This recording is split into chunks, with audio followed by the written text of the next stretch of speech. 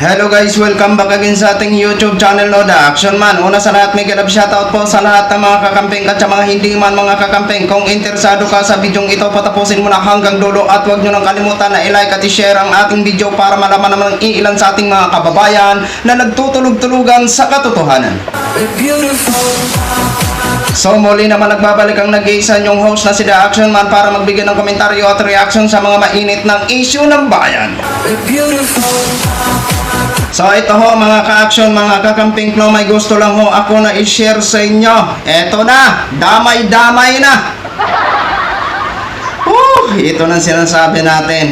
So alam naman ho natin, ito si Davao Mayor Baste Duterte ay nagdeklara nga ng gera kontra droga sa Davao ho mga ka-action, na kung saan after ng kanyang pag-declare ay may namatay nga ho na 7 sa mga bypass operation ng ating kapulisan sa Davao. So ito na ho mga ka-action, dinamay na si Baste Duterte sa kaso ng kanyang ama sa ICC.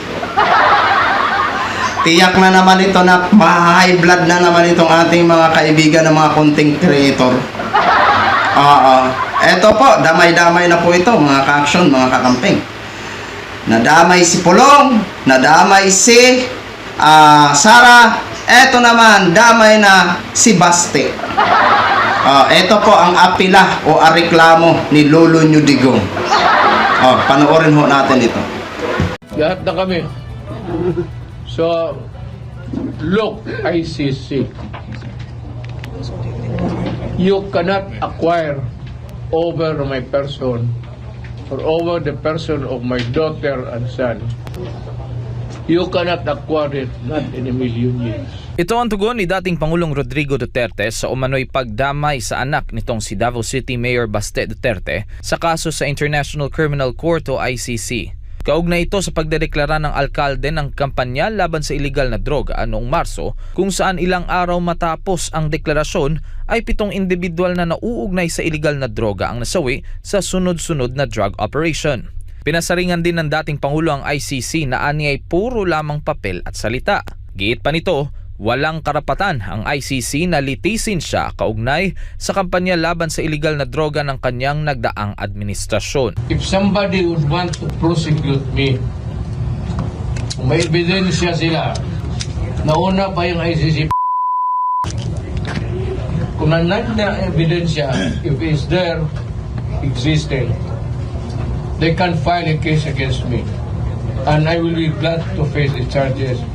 And if found guilty, I will go to believe in prison.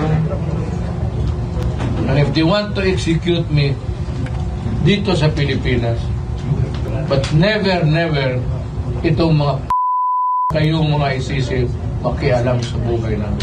Maliban naman sa dating Pangulo at kay Mayor Baste, ay nauna ng dinamay sa issue na mga kritiko ng war on drugs si Vice President Sara Duterte.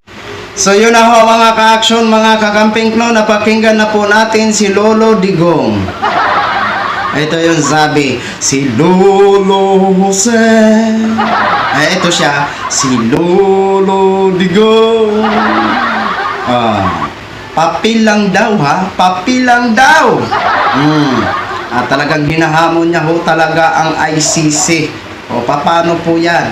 Kung talagang papil lang ang inaakala nyo, bakit nanggagalaitihig kayo na ngayon na naidamay na ang pangalan ng inyong anak na si Baste Duterte? Diba? O kung papel lang talaga yan, hintayin mo ang kahilingan mo na Boto Philippines. Diba?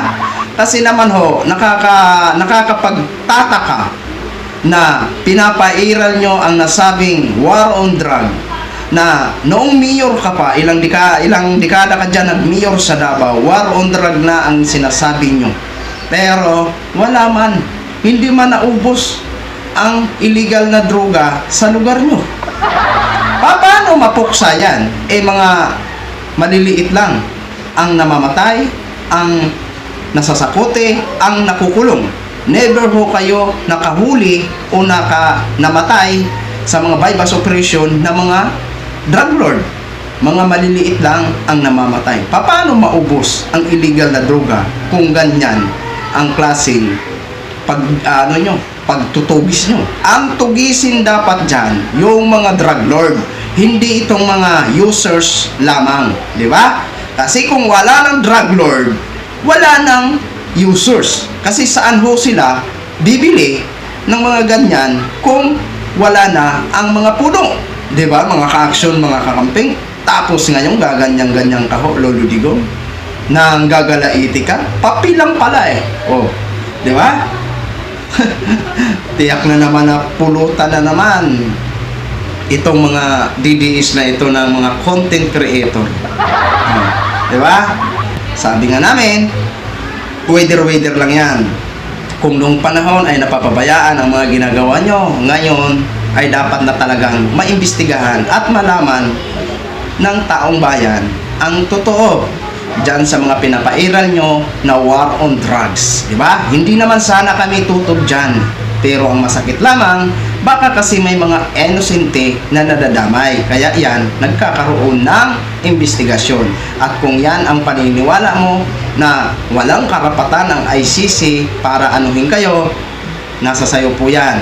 Kasi alam ng ICC na sila ay may jurisdiction pa rin dito sa Pilipinas during ng inyong termino since 2019 to 2020. Kaya, yan.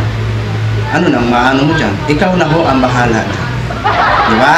So yun lang ho, mga ka-action, share ko lang ho sa inyo nang sa ganun malaman nyo ang mga update regarding sa mga Duterte. So maraming salamat po sa ating mga viewers, Luzon, Visayas at Mindanao all over the world. Ako po ang inyong lingkod, si The Action Man. Have a good day, everyone. We're beautiful.